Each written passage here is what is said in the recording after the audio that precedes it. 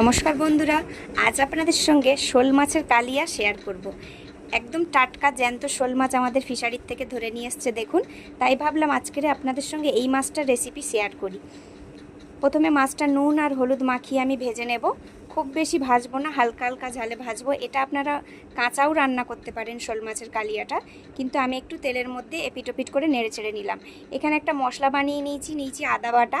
এর মধ্যে দিচ্ছি লঙ্কার গুঁড়ো, হলুদ গুঁড়ো, জিরে গুঁড়ো আর দিচ্ছি ধনে গুঁড়ো। মাছগুলো আমি নেড়ে চেড়ে ভেজে নিয়েছি দেখুন। এবার মাছগুলো আমি তুলে নেব। মাছগুলো তুলে দিয়ে এবার কড়ার মধ্যে আবারও একটু সর্ষের তেল দিয়ে দেব। তেলের মধ্যে দিচ্ছি তেজপাতা, দুটো শুকনো লঙ্কা আর গোটা গরম মশলা ফোড়ন দিচ্ছি। এর মধ্যে যে আদা বাটার মশলাটা বানিয়েছিলাম সেটা দিয়ে দিলাম।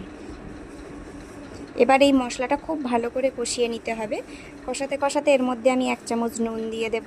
নুনটা দিয়ে আবারও মশলাটা প্রায় 5 থেকে 10 মিনিট খুব ভালো করে কষিয়ে নিতে হবে, যতক্ষণ না মশলা দিয়ে তেল ছাড়ছে। একদম জ্যান্ত টাটকা মাছ বলে আমি আজকের এতে পেঁয়াজ রসুন ব্যবহার করিনি। এটা এমনি গরম মশলা ফোড়ন দিয়ে আর আদা বাটা দিয়েই আজকের ঝালটা বানাচ্ছি, আর ধনে গুঁড়ো জিরে গুঁড়ো দিয়ে। দেখুন মশলাটা কষানোর পরে ভেজে রাখা মাছগুলো আমি দিয়ে উপর থেকে জল দিয়ে দিলাম। 5 থেকে 10 মিনিট এটা ভালো করে ফুটে গেলেই একদম রেডি শোল মাছের কালিয়া। উপর থেকে একটু গরম মশলা ছড়িয়ে দিলেই একদম রেডি গরম গরম শোল মাছের কালিয়া। মাছের কালিয়া কেমন হয়েছে আপনারা কমেন্টে জানাবেন। আর আপনারাও বাড়িতে শোল মাছ এলে, একদম জ্যান্ত শোল মাছ এলে এইভাবেই বানিয়ে খান, দেখবেন খুবই ভালো লাগবে। এবার আমি এটা নামিয়ে নিচ্ছি।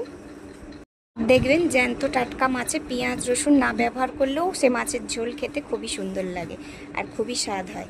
এবার শোল মাছের কালিয়াটা আমি নামিয়ে নেব আর বাড়িতে সবাইকে পরিবেশন করাবো। দেখবো কেমন হয়েছে, তারাও খেয়ে বলুক কেমন হয়েছে। আপনারাও বাড়িতে বানিয়ে এইভাবে খান, দেখবেন খুবই ভালো লাগবে। আজ এই পর্যন্ত, আবার নতুন ভিডিও নিয়ে কালকে আপনাদের সঙ্গে দেখা হচ্ছে। সবাই পাশে থাকবেন। যারা নতুন বন্ধু আছেন তারা আমার চ্যানেলটিকে সাবস্ক্রাইব করবেন, আর যারা ফেসবুক থেকে আমার পেজটিকে দেখছেন ফেসবুকের পেজটি ফলো করে থাকবেন। ভালো থাকবেন, সুস্থ থাকবেন।